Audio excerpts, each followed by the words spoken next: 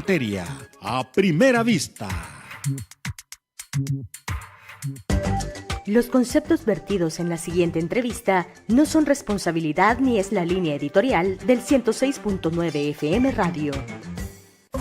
La entrevista, el punto de vista de los profesionales en temas de interés nacional e internacional.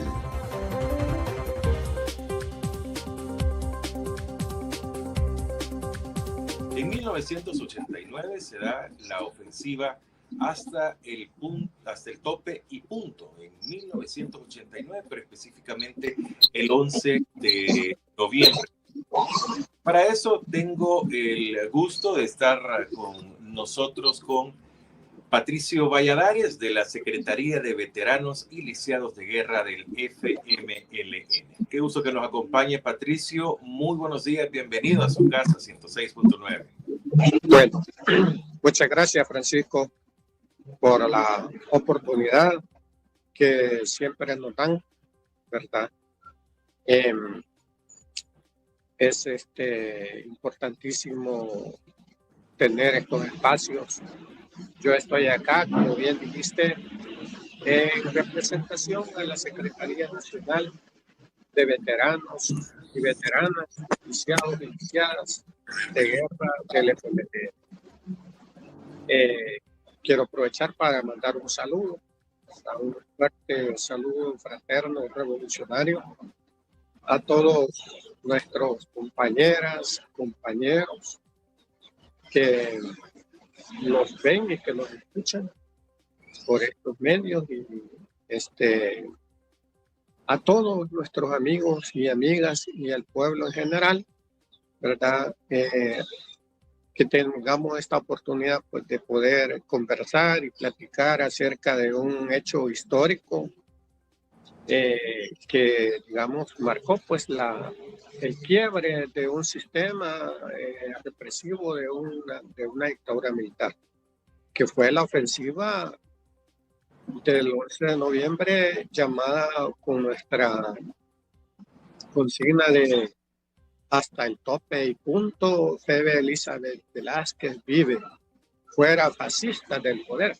Entonces eso tenía, digamos, en el fondo, toda esa disposición y toda esa, digamos, moral que tenían nuestros combatientes, nuestros compañeros, para enfrentar a una dictadura armada hasta los dientes, digamos, con muchos efectivos y con un gran equipo militar. Aún así, hubo ese gran arrojo para enfrentar esa gran batalla. Así es mi salud. Bueno, Patricio, qué bueno y que comencemos así. Vamos, como es una conmemoración, recordemos estos hechos. La ofensiva se llama Hasta el tope y punto. De Elizabeth Velázquez vive, porque se había dado lo de Fenastras, donde se había puesto un coche bomba en estas inmediaciones de este local, donde llegaban los obreros al comedor que estaba ahí, y se encontraba el principal objetivo, Pepe, una líder sindical con mucha gallardía, y ella fue asesinada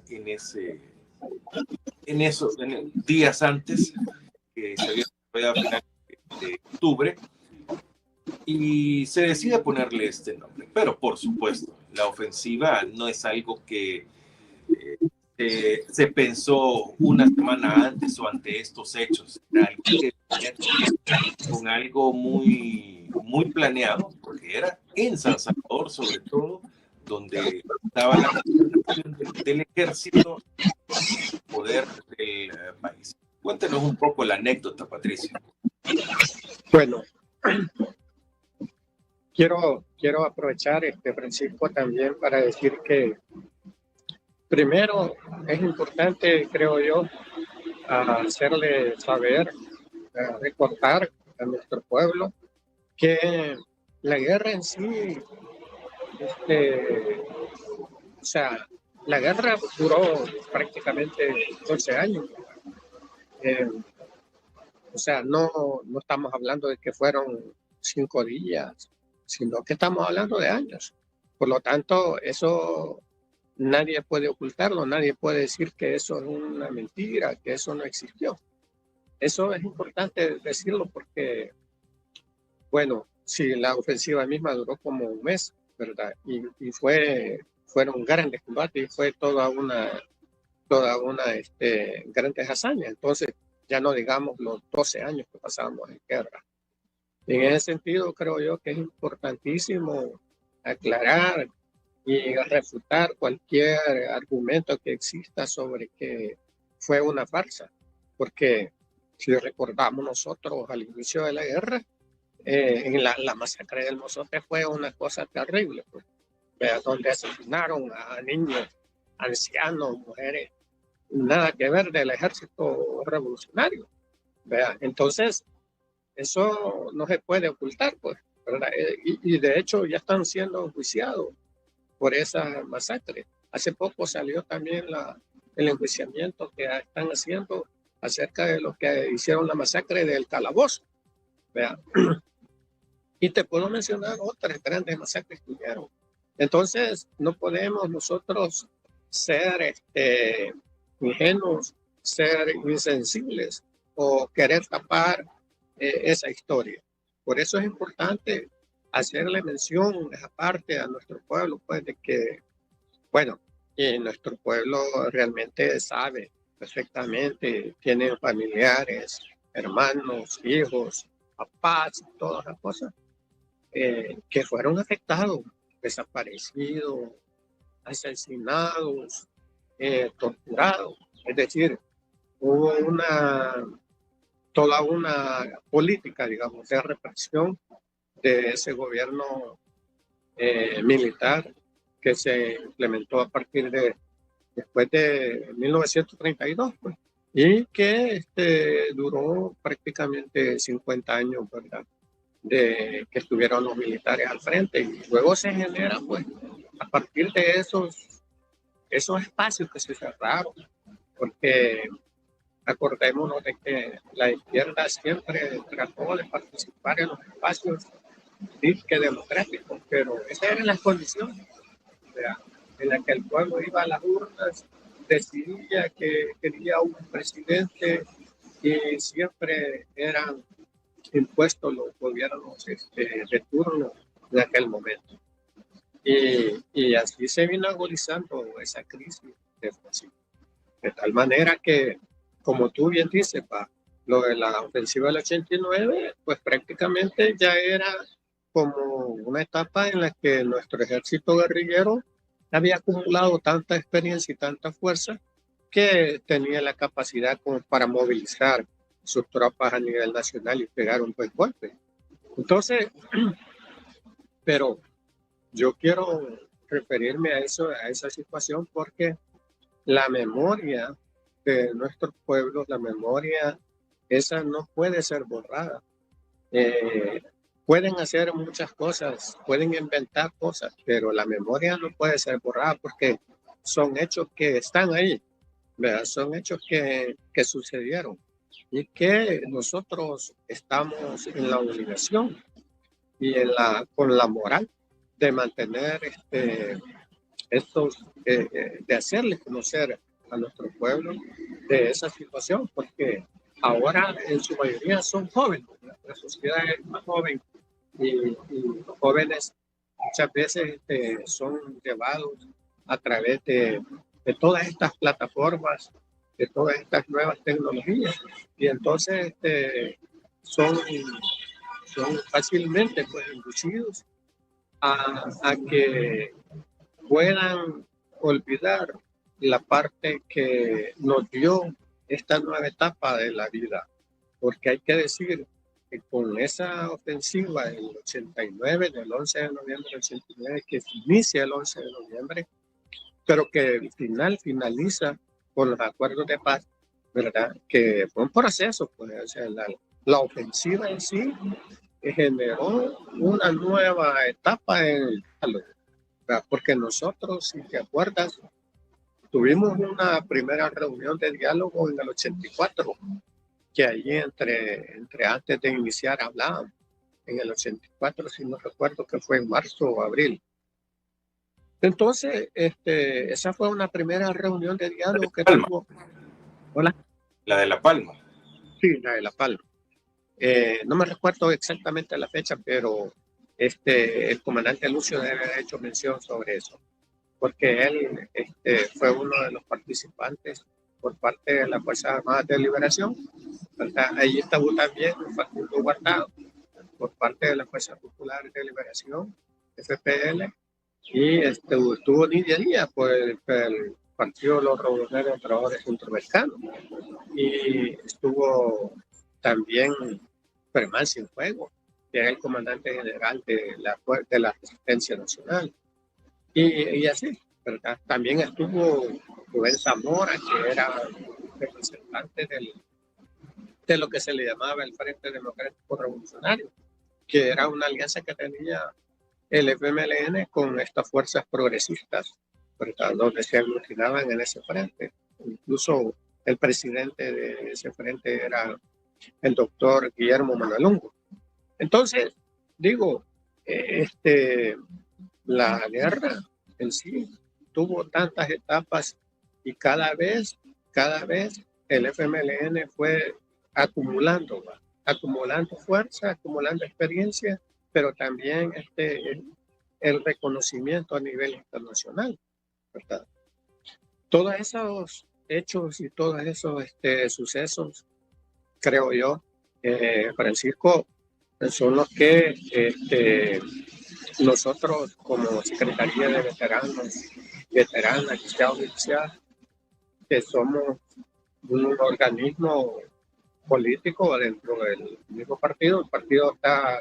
El partido tiene secretaría, pues tiene la Secretaría Nacional de la Mujer, la de Juventud, y tiene ahora la Secretaría Nacional de Veteranos, que es un organismo encargado precisamente de incidir, de organizar y de aportarle al partido, ¿verdad? Entonces, en ese sentido, nosotros estamos con la plena disposición y con toda la voluntad por que rescatar esta memoria histórica.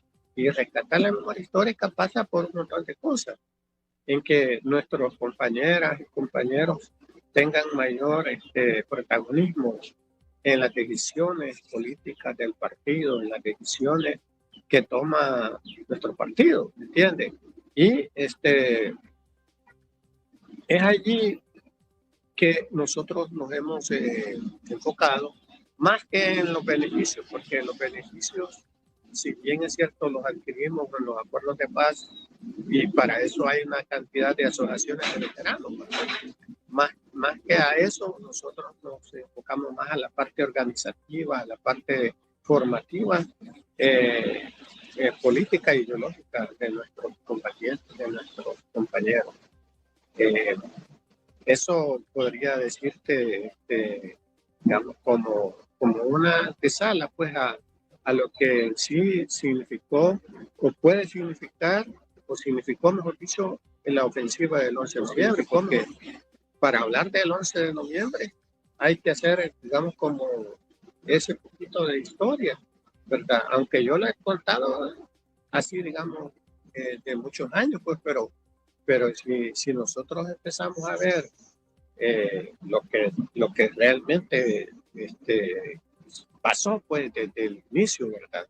De cómo comenzamos a desarrollar nuestros frentes de guerra y de cómo nuestras fuerzas se fueron especializando cada vez más. Entonces, pero en sí, digamos, la ofensiva del 11 de noviembre o la contraofensiva estratégica, esa venía planificándose desde allá por el 86, ¿verdad? Porque ya nuestra comandancia general veía como las condiciones en las que veníamos haciendo, digamos, golpes estratégicos a las fuerzas enemigas, y también en la parte social, pues porque como había una combinación con la lucha social sindical, por ahí diría yo que estaría la situación. Patricio, se llega el momento de de la ofensiva. ¿Qué pasaba el jueves 9, tal cual hoy es jueves 9 de noviembre, viernes 10, porque ya comenzando el sábado, que ya se habían distribuido todos, y la noche del sábado era que ya estaba en ejecución y se había ingresado a San Salvador? ¿Qué pasaba, digamos, 1 o 2 días antes de la ofensiva? ¿A dónde estaban los líderes de la guerrilla? ¿Cómo es que se habían creado la famosa fiesta, los años, todo tipo de eventos que se habían desarrollado para que supieran que ya habían comenzado y realmente eran miembros de la guerrilla los que estaban ahí? Bueno, mira, realmente, como tú te has de imaginar, el FMLN estaba diseminado, sus fuerzas guerrilleras estaban diseminadas a nivel nacional, tanto en lo rural como en las zonas urbanas, ¿verdad? Y movilizar toda esa tropa, en su gran mayoría, para San Salvador no era fácil. Por lo tanto, esa operación significó unos grandes esfuerzos, ¿verdad?, de todo tipo. Movilización de armas, movilización de explosivos, movilización de nuestra misma tropa de oriente, de occidente, del norte, y articular la fuerza urbana con esta fuerza rural también significaba otro esfuerzo de mayor especialización. Movilizar, por ejemplo, las armas para determinados puntos en la ciudad, en Mexicano, en Ciudad Delgado, en Soyapango o en San Marcos, por decirte algo, ¿verdad? Eso significaba el FMLN tener esa capacidad, pero no solo la capacidad de inteligencia y de movilización, sino también el apoyo, porque si solo mover una columna de 50 hombres significa un movimiento, pues que cualquier lugar en el campo puede ser detectado, pero ¿por qué no era detectado? Simplemente porque eran corredores o eran espacios que eran controlados, porque ahí habitaba el pueblo que apoyaba a nuestra fuerza militar. Por eso, básicamente, era que nosotros teníamos esa movilidad, porque había ese acompañamiento sin que el enemigo se diera cuenta. A lo mejor había alguien por ahí que podía informarle al enemigo, pero eso era muy escaso, digamos.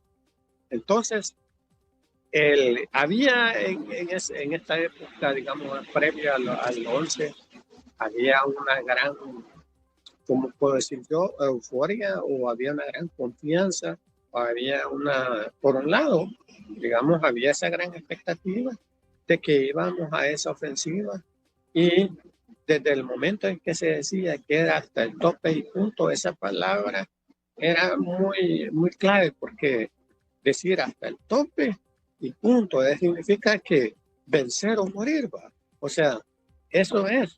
O sea, el tope y punto significa no hay retroceso, no hay vuelta atrás. Ajá, entonces significaba que teníamos que ir al triunfo, a derrocar y tomar el poder. Esa era en sí lo que nuestros compañeros llevaban en su mente. Y más allá aún, porque pensábamos en que íbamos a celebrar con nuestro pueblo esa victoria en la Plaza de Libertad. O sea, los que tenemos las imágenes cuando triunfó la Revolución Sandinista, y esa entrada acá que hacen los compañeros, pues nosotros así pensábamos también que íbamos a tener eso. Y según, digamos, nuestra comandancia general, cómo había diseñado esta ofensiva, dentro de ello estaba contemplado que nuestro pueblo se iba a insurreccionar al ver nuestra fuerza, combatía en sus colonias y en sus barrios, nosotros teníamos la fe y la esperanza que el pueblo se iba a insurreccionar y a apoyar.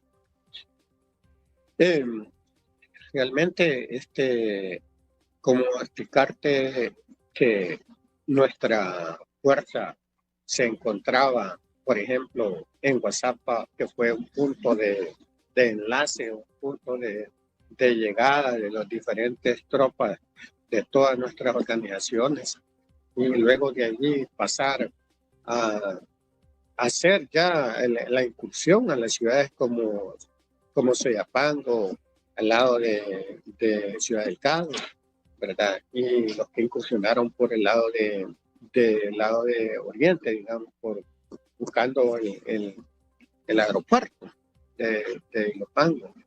Entonces, ese desplazamiento y esa movilidad de nuestra fuerza solo fue posible desarrollarla porque teníamos primero el dominio del terreno, el control del terreno y también el apoyo. Eso significaba el apoyo de nuestros colaboradores, de nuestros, ¿cómo se llama? Nuestras fuerzas milicianas que existían en esa base. Yo pienso de que la ofensiva del 11 de noviembre estaba pensada en estos barrios populosos porque, como repito, de allí se pensaba que podíamos insurreccionar. Realmente no fue así, ¿verdad? Se incorporó gente a apoyarnos, pero realmente no sucedió lo que nosotros esperamos. Y eso en parte porque también el ejército empezó a hacer estos grandes bombardeos en estas ciudades. Entonces la gente fue brutalmente asesinada, pues fue brutalmente masacrada con este tipo de aviación y helicópteros bombardeando, roqueteando. Entonces eso le da, digamos, como un giro a esta ofensiva que en estos barrios populosos, ¿verdad? Y allí ya nuestros comandantes que conducían la ofensiva en el territorio se pusieron a analizar ese fenómeno que prácticamente llegamos como a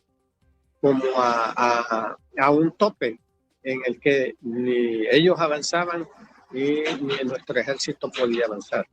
Y como también lo reconocen nuestros comandantes guerrilleros que estaban conduciendo, que nuestra fuerza tenía ya un gran desgaste, ¿va?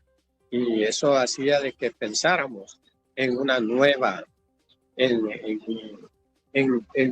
hacer un nuevo planteamiento de la ofensiva, ¿verdad? Y es allí donde se hace un repliegue o una maniobra, ¿verdad?, estratégica para buscar la zona del volcán y incursionar nuevamente por el lado de la Escalón, ¿verdad? Porque nuestros comandantes de frente que estaban conduciendo la guerra, ellos analizaron que ya no podían seguir en el desgaste de nuestra fuerza por un lado y por otro lado en el desgaste del pueblo. Es decir, ya el enemigo no respetaba, el enemigo comenzó a hacer esas grandes masacres, esos grandes bombardeos, y no le importaba que hubieran niños, ancianos y todo eso.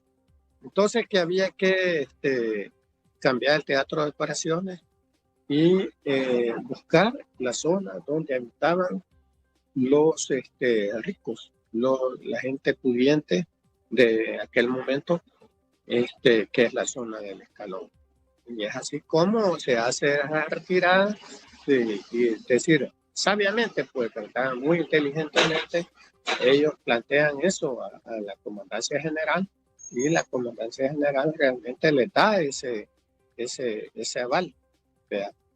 Que como repito, en la consigna era que no había regreso, no había regreso. Más sin embargo, esa decisión realmente es importante tenerla en cuenta porque eso hace de que ese planteamiento, entonces, hay que modificarlo. Es decir, la estrategia allí cambia. Es decir, ya no se puede continuar aquí, vamos a tener más bajas, se va a ver más desgaste, vamos a tener menos capacidad de munición y todo eso, avituallamiento. Y hay que cambiar y hay que modificar para poder doblegar al enemigo. Eso creo yo de que es importantísimo también tomarlo en cuenta. Es decir, la estrategia siempre debe estar en constante revisión, ¿verdad? Porque vos no podés estar fijo en que debe ser de esta manera, sino que si es necesario modificar, hay que modificar, ¿verdad? Por ahí. Bueno, está con nosotros Patricio Pineda. Él es miembro de la Secretaría de Veteranos y Lisiados de Guerra del FMLN. Debemos de comprender, sobre todo, Patricio, que el momento del conflicto armado, pero cuando llegamos hasta la ofensiva, hasta el tope y punto,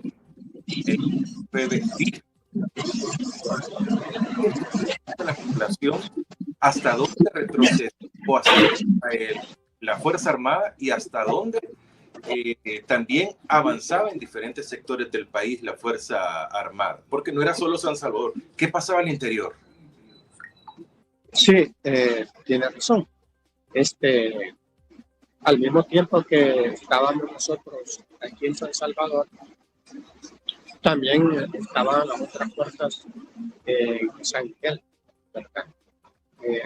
Una buena parte del Ejército Revolucionario del Pueblo del RP se encontraba en los combates en San Miguel. Entonces, y en otras ciudades, Luego, yo creo el punto neurálgico, lógicamente, que era San Salvador, porque era donde estaba digamos, concentrado todo primero todo el mando, el Estado Mayor de la Fuerza Armada, y aquí, digamos, los centros de poder. Si tú te acuerdas también, en ese mismo marco, el ejército o el alto mando deciden ellos asesinar o masacrar a los padres jesuitas en la UCA. Ese hecho que se da allí es como el 17, me parece. Eso significaba de que el ejército estaba en una situación desesperada, ¿verdad? Porque el hecho de tomar una decisión de esa naturaleza, es decir, asesinar a los padres jesuitas, porque eran prácticamente los conductores de la Universidad Católica, y el padre Yacurilla, el padre Martín Baró, y no me acuerdo los otros nombres de los otros padres, pero eran unos personas muy intelectuales, muy capaces, y que en ese momento pues ellos eran unos críticos al sistema, ¿verdad? Pero además el padre Yacurilla se había convertido en un vocero o un intermediador, más o menos, podemos decirlo así, un intermediador entre nuestra comandancia, nuestros líderes y el gobierno y los mismos Estados Unidos, es decir, para interlocutar en la parte del diálogo. Entonces, pero como también existía esta parte militarista fuerte que se negaba a reconocer la capacidad que el FMLN tenía en la parte militar. Entonces ellos siempre soñaron que nos iban a derrotar militarmente. Pero como al ver que en esa situación de que estaban siendo acorralados, porque la verdad, incluso el mismo Chato Vargas en una entrevista lo dijo él, pues, ¿verdad? Que ellos prácticamente ya tenían listas sus maletas para irse. Entonces, ¿y por qué tenían listas sus maletas para irse? Pues porque realmente no se sentían seguros ya. Entonces, digo, para que ellos tomaran esa decisión de asesinar a los padres, era porque estaban en una situación ya desesperada. Y lo hacen con el objetivo de que de echarle la culpa al FMLN para que a nivel internacional y nacional repudiaran al FMLN, ¿verdad? Y que el pueblo repudiara ese hecho. Entonces, y fue así, porque así fue como lo planificaron, así lo hicieron, y así lo empezaron a publicar en la radio y en todos los medios de comunicación. ¿Verdad? Que hubo esa gran campaña en contra del preso. Pero todo eso se les vino abajo porque prácticamente fue desmentido y fue claramente definido que fue el alto mando. Y bueno, sabemos que hubo allí un enjuiciamiento, ¿verdad? De hecho, coronel o general Montano, pero coronel Montano, que está todavía vivo, ¿verdad? Pero que ha sido enjuiciado por esa masacre, ¿verdad? Entonces, la ofensiva del 11 de noviembre, yo creo de que quizás no muchas veces dimensionamos los grandes resultados y lo importante que fue, no solo en materia del aporte, digamos, porque pues sí, las vidas humanas, sí, en la ofensiva cayeron, creo yo, más de 400 combatientes por el lado nuestro, de todas nuestras organizaciones.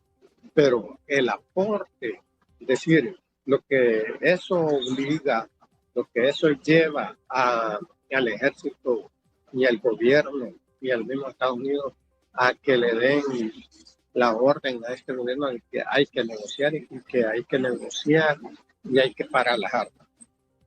Vean, y que luego se sentaran y ya de una manera permanente, no reuniones temporales, sino que fue algo de una permanente sentada y a discutir toda una agenda de negociación, ¿verdad? Eso me recuerdo yo de que eran jornadas larguísimas, ¿verdad? Donde se puso en la mesa los puntos a tratar.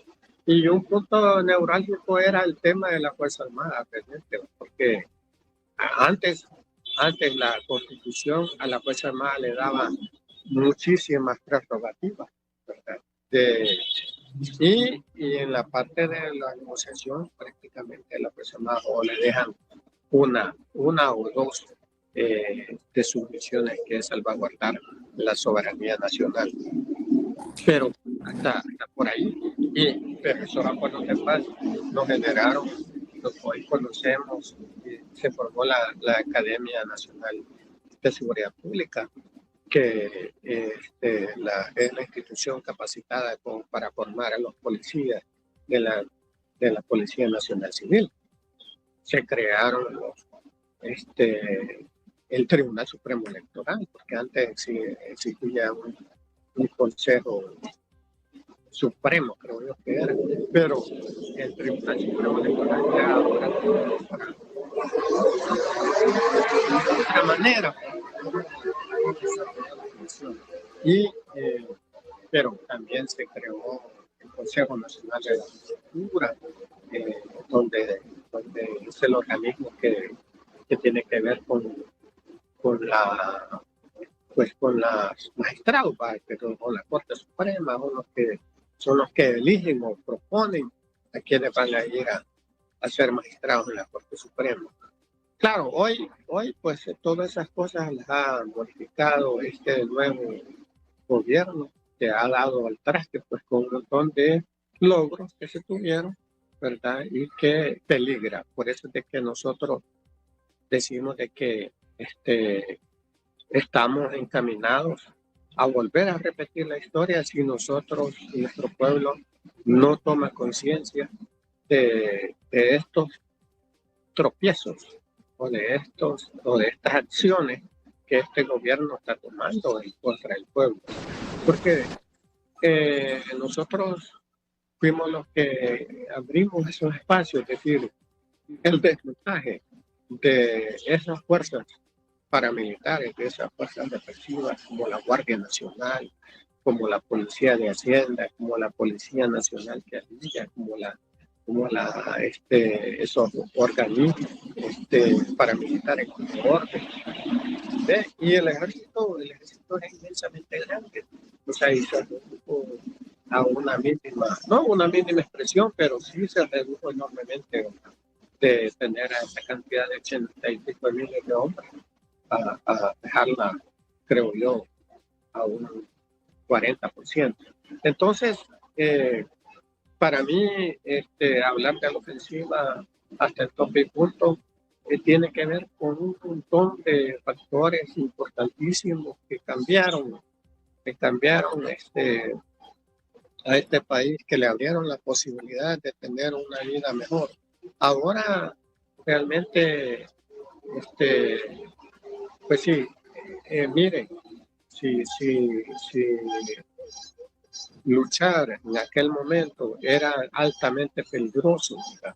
Porque ser miembro de un sindicato, ser miembro de una asociación de estudiantes, eso era delito, pues, y era motivo para que te desaparecieran, era motivo para que te encarcelaran, te asesinaran. Entonces, o sea, y los acuerdos de paz partieron eso. Peligra, porque en este momento este gobierno toma decisiones que van encaminadas a cerrar esos espacios de libertad que logramos. Entonces allí está el problema, que por ejemplo están cada vez más despidiendo más gente en sus centros de trabajo, están cada vez más asumiendo digamos, acciones de cerrarle la posibilidad de que nuestra gente se exprese. Hoy la gente tiene miedo a hablar en contra del Estado, de este gobierno, porque tiene temor que lo lleven bajo el régimen de excepción. O sea, entonces, todo eso va configurando una situación que peligra la libertad de expresión. Entonces, peligra la libertad de organizarte. Tal vez no ha llegado hasta ese punto, pero si este gobierno sigue en ese rumbo que lleva, ¿verdad? Porque no hay explicaciones de cómo es que ahora gastan los recursos. Y hay una serie de acciones que a nosotros como Secretaría Nacional de Veteranos y Veteranas, lisiados, nos preocupa. Y es por eso que estamos en la lucha del partido. El FMLN es el único partido de izquierda, el único partido revolucionario que tiene la capacidad. Ya lo demostró, lo ha demostrado, lo demostró en la guerra y lo demostró en los acuerdos de paz, después de los acuerdos de paz. Es decir, demostró que el FMLN, aún y a pesar de los errores que haya cometido, pero es el único partido que sí lucha por los intereses de la inmensa mayoría. Definitivo, de eso no hay duda. ¿Qué conmemoración se tiene preparado para este aniversario que está? Pues, sí, vale, es correcto, Francisco. Mira, ahora nosotros vamos a conmemorar los 34 años de haber lanzado esa ofensiva hasta el tope. Hay como 4 puntos que se van a estar celebrando, se van a estar conmemorando. Uno, entiendo yo que va a ser en Morazán, en Huateca. El otro va a estar, el otro punto es allá en San Miguel, en Las Marillas. Eso en Las Marillas, allá por el lado de, digamos, al sur, casi al sur de San Miguel. El otro punto que va a haber es aquí en Chalatenango, en Marcatao. Y el 10 de noviembre, lo van a hacer los compañeros de aquí de Chicoto en el París. Y el 11 de noviembre, que estamos nosotros llamando como Secretaría Nacional de Veteranos, es aquí en el Monumento de la Constitución, conocido como La Chilona. Ahí vamos a celebrar, ahí vamos a conmemorar y esperamos nosotros tener la participación artística del grupo Sierra Madre. También va a haber declamación de poesía. Ahí vamos a tener a una jovencita que, por cierto, se llevó el primer lugar en la poesía de un concurso que hubo en la UCA. Ella participó con su poesía y ella la va a declamar ahí. Y otro grupo. Entonces, nosotros esperamos que nos acompañen. Estamos invitando a nuestros compañeros, compañeras y al pueblo en general. Es decir, nosotros cuando hablamos de rescate de la memoria histórica, Francisco, decimos que mucha gente, muchos pueblos le asesinaron o le desaparecieron algún hijo, algún padre. Entonces, si tiene una fotografía, si tiene la fecha, puede llevar ese dato y vamos a tener unos carteles donde ellos pueden colgar su fotografía, donde pueden colgar la fecha en la que fue asesinado y el lugar donde fue asesinado, porque eso es importante para la recuperación, para el rescate de esta memoria histórica. Así es de que así está planificado este evento. Patricio, ¿cuál es la situación actual de los veteranos iniciados de guerra? No solo combatientes del FMLN, sino que también los de la Fuerza Armada, porque acá ya corta demasiado. Están buscando también las reparaciones de daños que se tienen. ¿Cuál es la situación actual? ¿El gobierno, cómo está tratando el gobierno actual a todos los excombatientes de uno u otro bando? Bueno, la verdad es que después de 43 años, digamos, en su mayoría, ¿cuántos? De 34 años a cumplir. Sí, 34 años de la ofensiva, pero cuando yo me refiero a esos otros tiempos es porque estoy tomando en cuenta otros 10 años, 12 años de la guerra.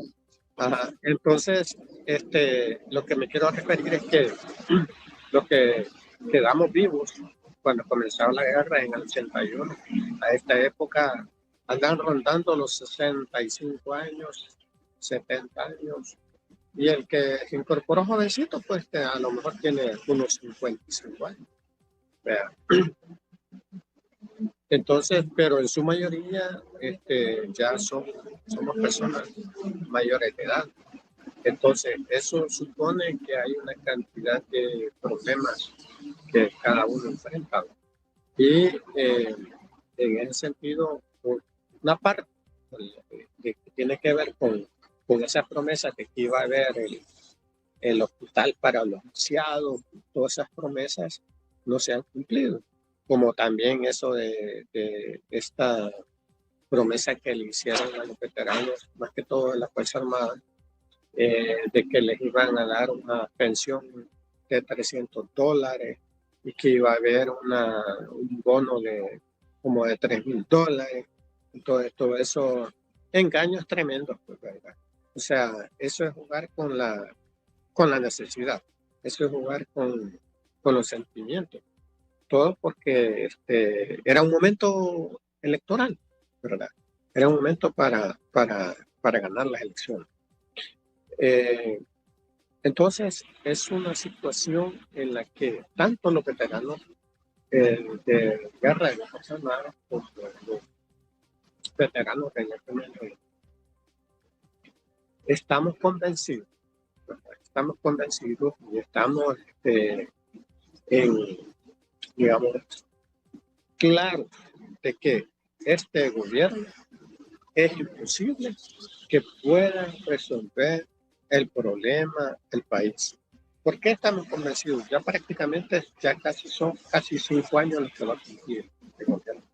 Entonces, a estas alturas no hay muestras claras, no hay ejemplos claros de que va en camino a resolver la situación económica del país.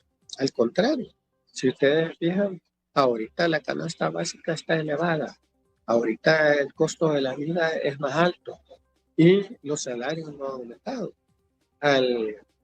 Por lo menos en los gobiernos del frente se abrieron las posibilidades de que cada cierto tiempo el salario mínimo se estudiaba y se aumentaba. Ahora ya no existe eso.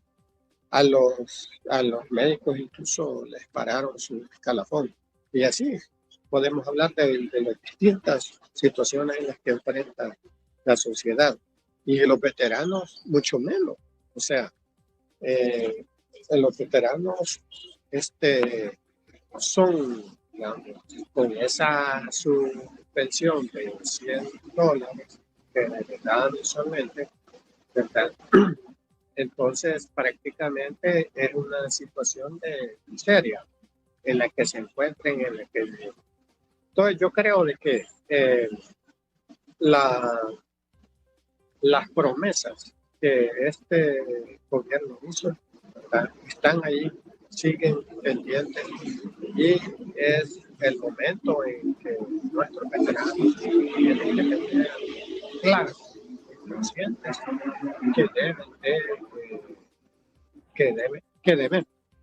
que debemos enarbolar la lucha por la cual nosotros lanzamos el arma en aquella época. Es decir, estamos obligados, tenemos ese compromiso. No podemos nosotros creer en un gobierno que ya prácticamente termina su periodo y no ha resuelto problemas básicos, ¿verdad?, en cuanto a la parte de salud.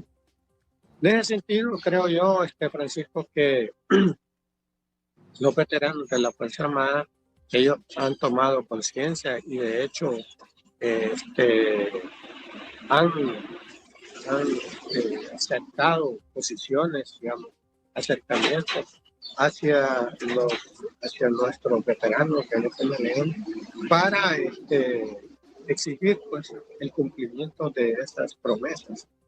Yo creo de que en general, pienso yo, ¿verdad?, porque los veteranos, si lo vemos en términos de cantidad de población, somos relativamente pocos en relación a la población en general, pero es un sector que contribuyó mucho a esta sociedad, que dio mucho a esta sociedad, y es importante, como creo que Ortiz lo dice, que los veteranos es nuestra reserva moral, dice el secretario general del partido.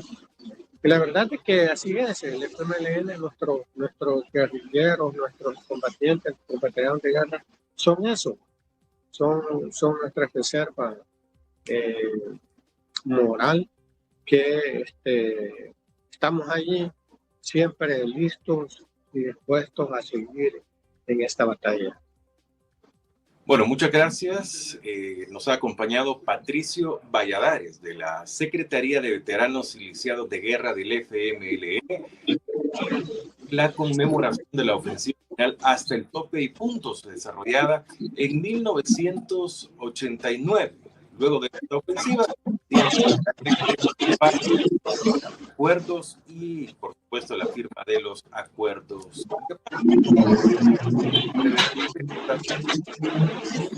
de paz, y cómo los principios creados a partir de estos que se han ido perdiendo, y la situación actual de los veteranos de guerra, de uno u otro bando. Reitero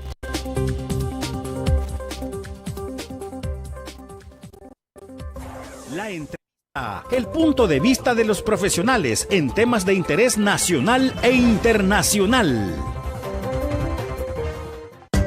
Los conceptos vertidos en la entrevista anterior no son responsabilidad ni es la línea editorial del 106.9 FM.